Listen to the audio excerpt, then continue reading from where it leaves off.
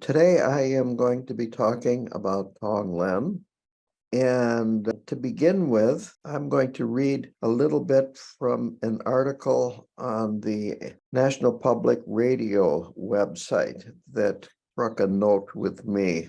Here's the quote. Specifically, our brains select an emotion as a response to a situation, and that selection depends heavily on which emotion it has selected in the past. This idea is extremely powerful because it means people can, in a way, choose to feel positive emotions such as awe and wonder more frequently. All you need to do is practice having these positive feelings, and then over time, these emotions become easier to access. When you start to feel an unproductive emotion, such as anger, you can more easily swap that negative feeling for a positive one, such as awe. I thought that was a good way to begin Tong Len, because what we're doing is we're training our mind to be more compassionate and more loving and remove negative emotions and train in having positive emotions. It is a way of working with others, and it assumes, in fact, it more than assumes, it's essential that we first tame our minds somewhat through meditation, sitting meditation. If our minds have not been tamed a little bit, it's difficult for the mind to stay still and do the Tong Len practice. So this is part of the Mahayana path. Mahayana meaning that we are working with all beings, or certainly more beings than just ourselves. This basis of the Hinayana, or the foundation vehicle, is where we tame our minds. I like to explain foundation and foundation vehicle is it's like the foundation of a building. If the foundation of the building is not solid, it can cause problems with the building, cracks, or my favorite example is the Leaning Tower of Pisa. It's got a foundation problem. So to avoid problems with the Mahayana, we need a good foundation in the Hinayana, which is taming our minds and learning to have self-discipline. Now, with the Mahayana path, we are involved with what is called bodhicitta, or awake mind. Underneath this is Buddha nature. Buddha nature means that we have the potential, the possibility to become fully enlightened Buddhas, that we have these seeds already within us of all the qualities of a fully enlightened Buddha, that they are not lying somewhere else, and we need to acquire them. What we need to do is learn how to nurture them and develop them. This is what Bodhisattva training is all about, the Mahayana path. Training to become Bodhisattvas. Bodhisattvas are considered the mothers of the Buddhas because a Buddha has to become a Bodhisattva before they can become a Buddha. One of the core practices of the Mahayana is mind training, and specifically Tong Len, which is part of mind training. This allows us to transform our confusion into wisdom. Instead of avoiding difficult conditions, we use the difficult conditions that we encounter, both outer conditions and inner conditions. We use them to grow. We use them as a means of transforming these negative emotions, negative patterns, and so forth into positive ones. I like to use the analogy of we turn stumbling blocks into stepping stones. It's just a matter of how you use it. And of course, we've got plenty of, you might say, material in our lives that we can use to turn stumbling blocks into stepping stones. We have worked lifetime after lifetime to reduce our own suffering. And we've gotten this far, but now we can actually work for others and to work for their relieving their suffering, and we can progress more quickly. I'm going to discuss this in terms of ground and path and fruition here. So the ground is that mind is indestructible, it's insubstantial, it's beyond concept, and it's the source of all qualities.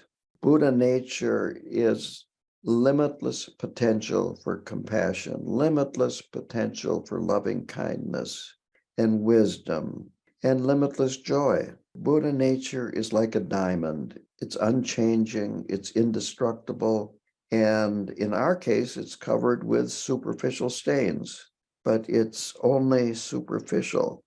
At one level in the Mahayana, you can look at Buddha nature as having an element of perfection and purity to it. At an even higher level, at the Vajrayana level, it's beyond perfection and purity. That the Mahayana level, we look at the sun and the clouds metaphor. The sun is our Buddha nature. It's always shining. And the clouds are our confusion, our afflictive states of mind, our habitual patterns, and the dualistic obscuration, thinking that that which is not a self is a self and that which is not other is an other. These are the clouds.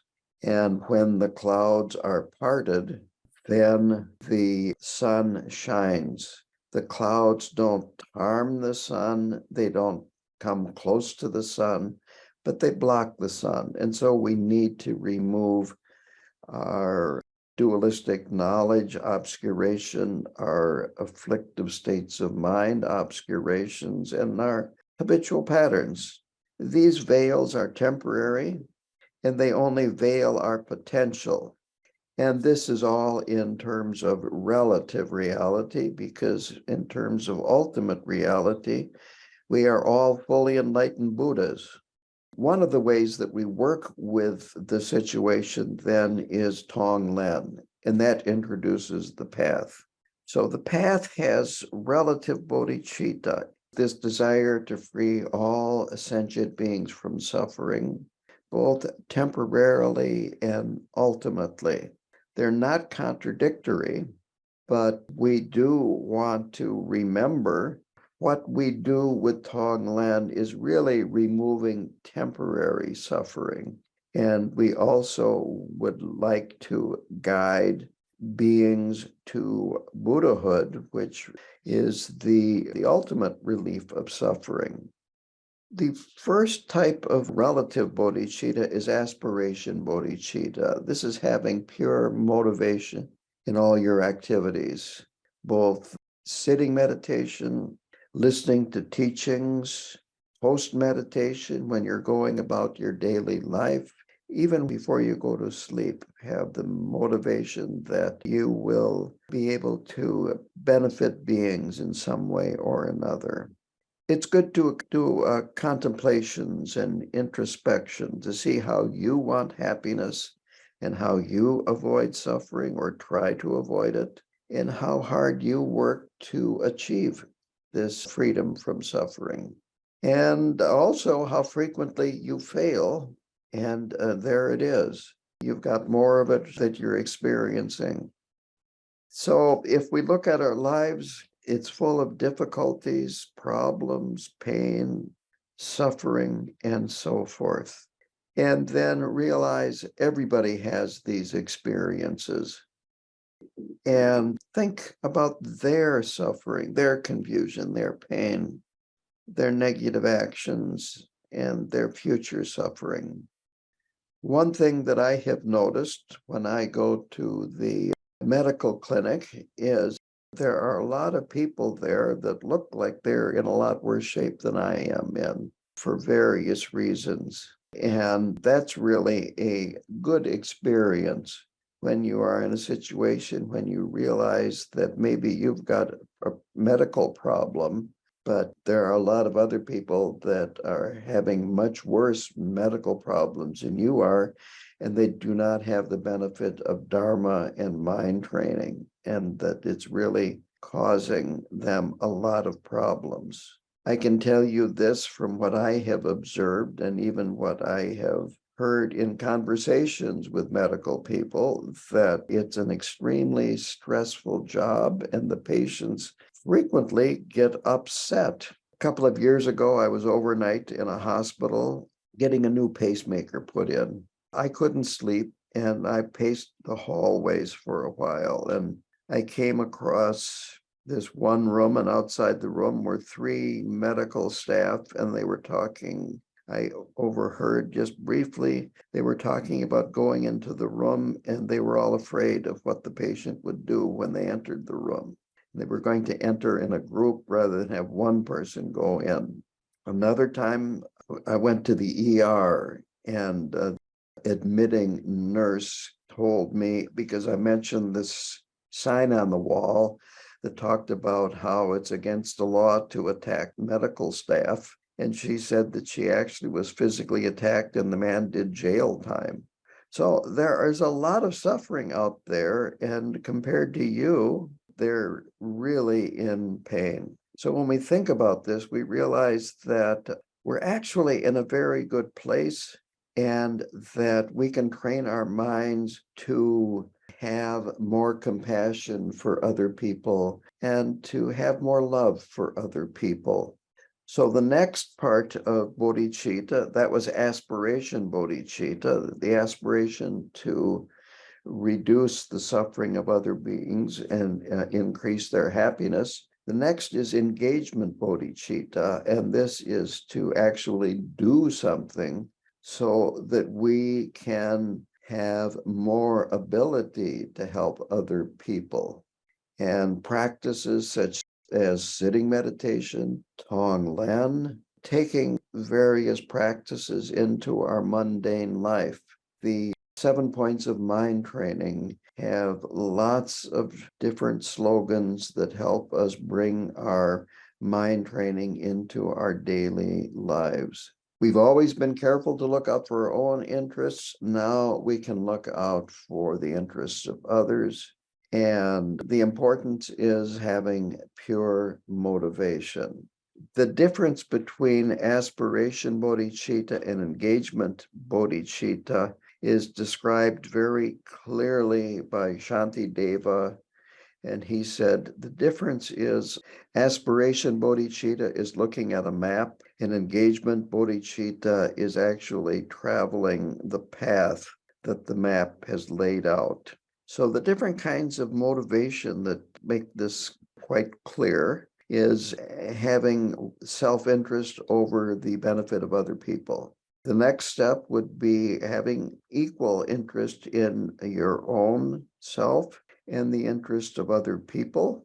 And the third is having more interest in others' benefit than our own benefit. Needless to say, this takes training and it can be difficult. Again, you want to have your mind tamed somewhat, or else you can totally misunderstand this, putting others' benefit in front of yourself. To put it another way, if you don't have compassion for yourself, it's impossible to have compassion for other people. It becomes very confused. You don't really understand compassion. I have seen this with people that, for example, work at an animal shelter, and they have tremendous feelings of pain for how these animals have been mistreated before they ended up in the animal shelter. But they are unable to let go of the pain. It gets to them and it drags them down emotionally. They don't have compassion for themselves, and they overextend themselves, thinking that somehow or another that this is going to make things better. And they just become responsible and more responsible and more responsible for the suffering of animals. It could be people too. But anyway, they are unable to have any compassion for themselves and they get overwhelmed. It becomes very difficult a situation when you think that it's good to be compassionate, but you don't have any compassion for yourself. So it's important to realize this is a mental exercise. You cannot take on the suffering of another being unless you're a bodhisattva. So we're doing this, and then we need to let go of it rather than hold on to it.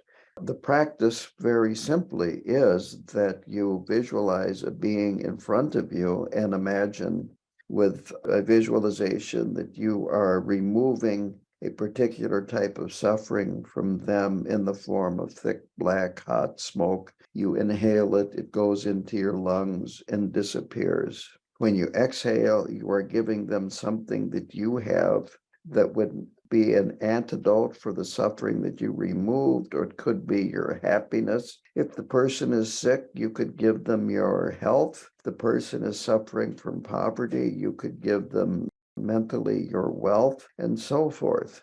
Well, you can't give away your health and you can't breathe in cancer. It's that simple. But we have a lot of resistance to all of this. And if we don't feel good about ourselves, this can just make things worse and stir up the mind in a very strong negative way. Khenpo Karthar Rinpoche told this story, and that was that this happened in Tibet a long time ago before the Chinese invasion. And I do not know who the Lama was, but he was a great Lama, and a Tibetan nomad came to him and said that his yaks were sick.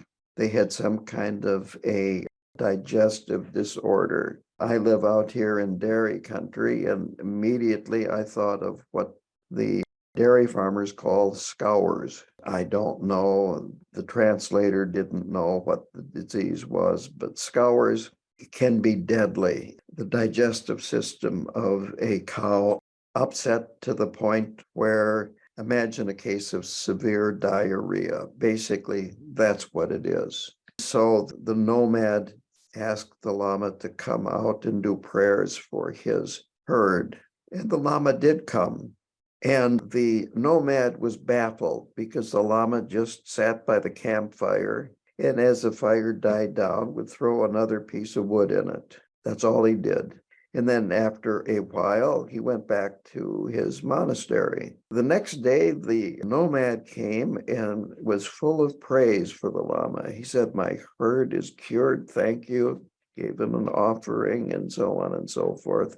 The nomad was just very surprised because he didn't seem like the Lama had done anything. So the attendant of the Lama, after the nomad left, said, "Well, what did you do?" He said, "Well, I did Tong Len.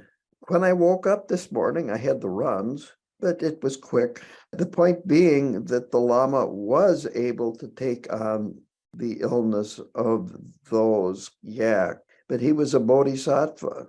None of us are bodhisattvas, so we don't have to worry about that. And a bodhisattva would be happy to take on the suffering of another being like that. So don't worry.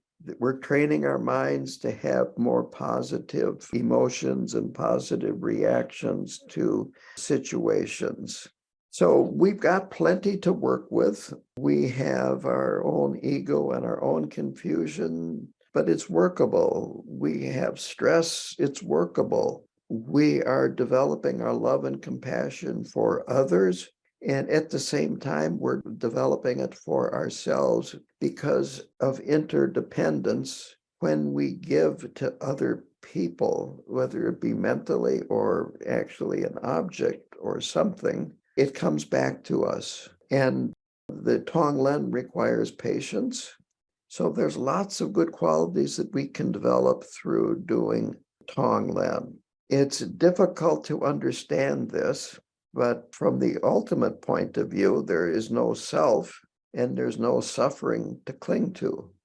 So these visualizations that we are doing, empty of inherent existence, the black smoke that we are inhaling that contains the negativity that we are inhaling from the person in front of us.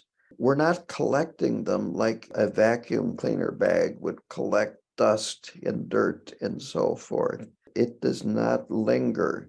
We want to start Tong Len practice with someone that we are very close to and have a lot of compassion for to begin with.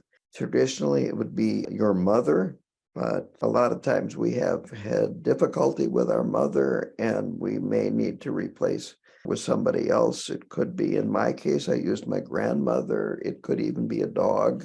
But a being that you feel a lot of compassion for, and you don't want that being to suffer.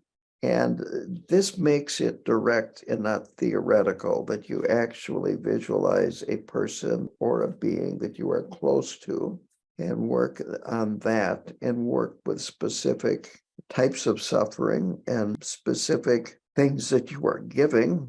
Another thing that you could give would be protection or fearlessness, bravery. Fear causes a lot of suffering in the world. So giving a person freedom from fear, giving them bravery, all of this is very helpful. So we try not to hold on to our happiness. We let go of our virtue, our merit, our qualities, our money, our health, whatever it is that we want to avoid, we take it on and we give what we want to hold on to. We're all interconnected.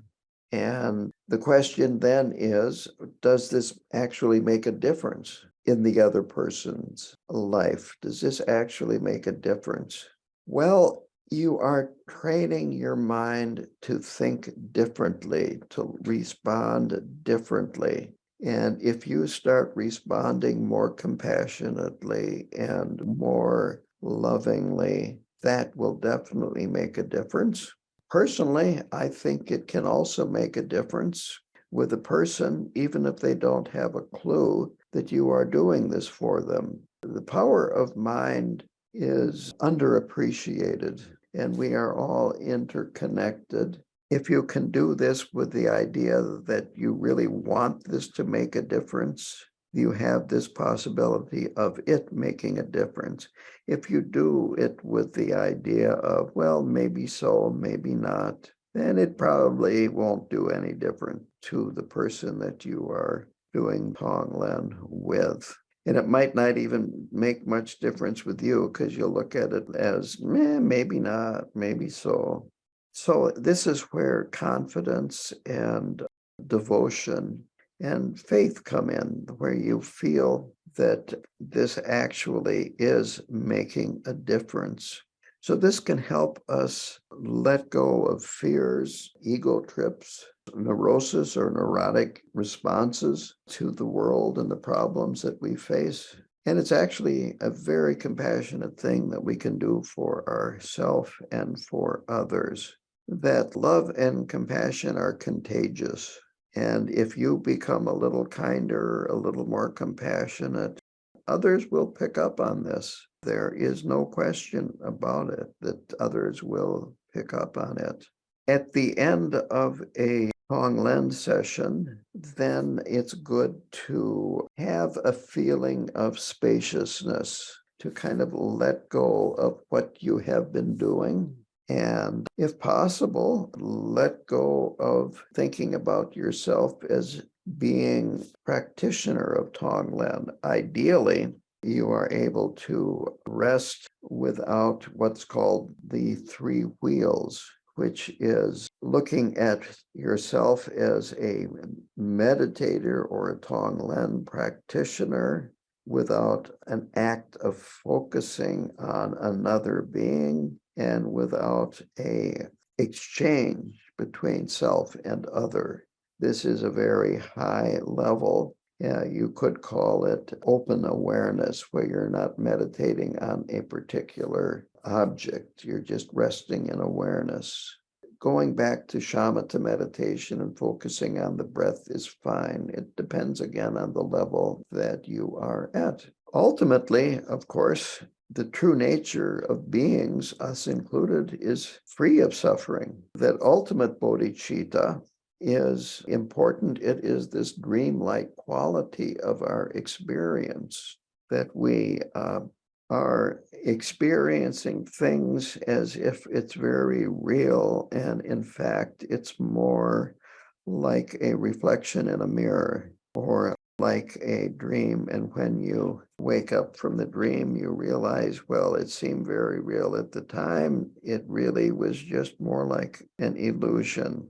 We can take this into post-meditation as we go through our daily lives. When we meet other people, it's common to see other people that are having a difficult time. Whenever I go up to the Twin Cities, and I've been going up there weekly, Twin Cities being Minneapolis, St. Paul, there's a lot of traffic up there. Where I am, a traffic jam is getting behind a huge piece of farm machinery pulled by a tractor at 15 miles an hour.